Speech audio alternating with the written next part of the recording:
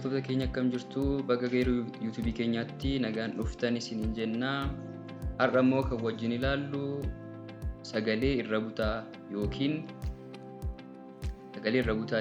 jechoota sagalee irra butaa qaban kan waliin ilaallu ta'a.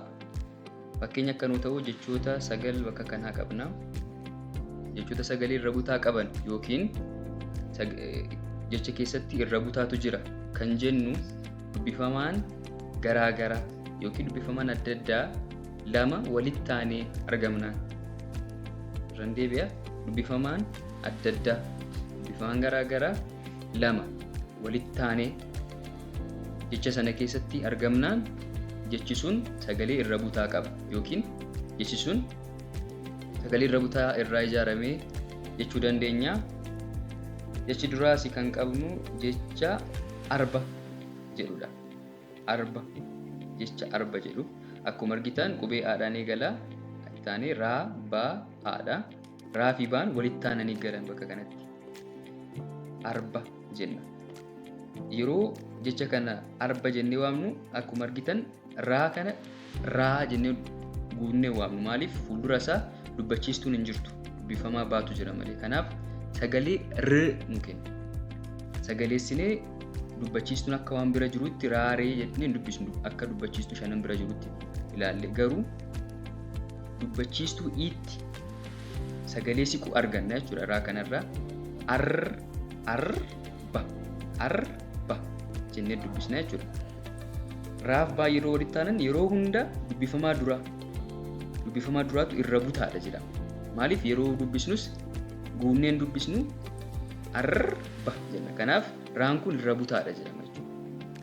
Qubee lamaan keessa dubbifamaa lamaan keessa kan irra butaa ta'anii galan keessa raatu irra butaa jedhama jechuudha. Yeroo walitti taanee galee isaa hubadhaa. Ittaanee immoo jecha asii qabnu jecha ilma jedhu. Ilma bakka kanatti immoo laafmaa walitti taanee jira. Laan kun irra butaa ta'a. Dubbifamaan duraa irra butaa ta'a.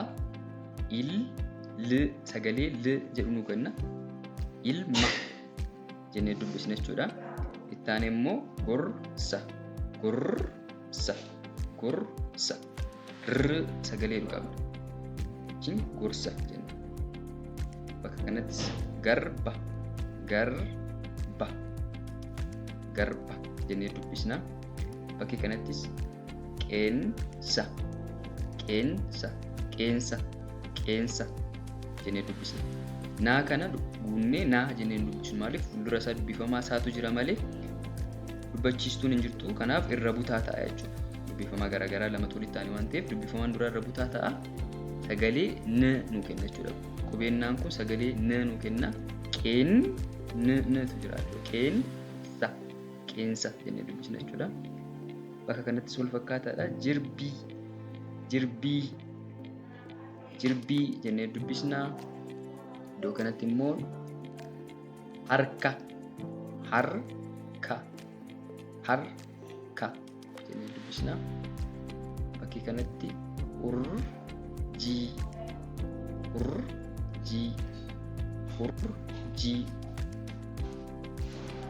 jechi dhumaa asiru immoo somba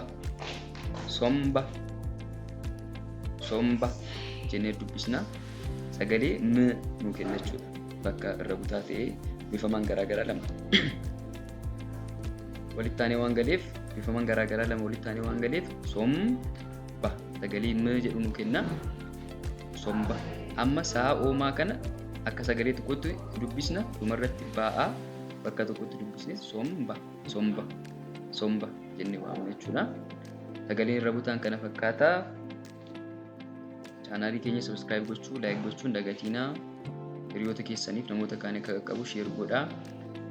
Iimoodhaan, WhatsAppiidhaan, Google Meetingidhaan immoo bifa idilee ta'een barnoota kennaa waan jirruuf isaan nu argattanii barnoota bifa idilee ta'een barachuu dandeessu.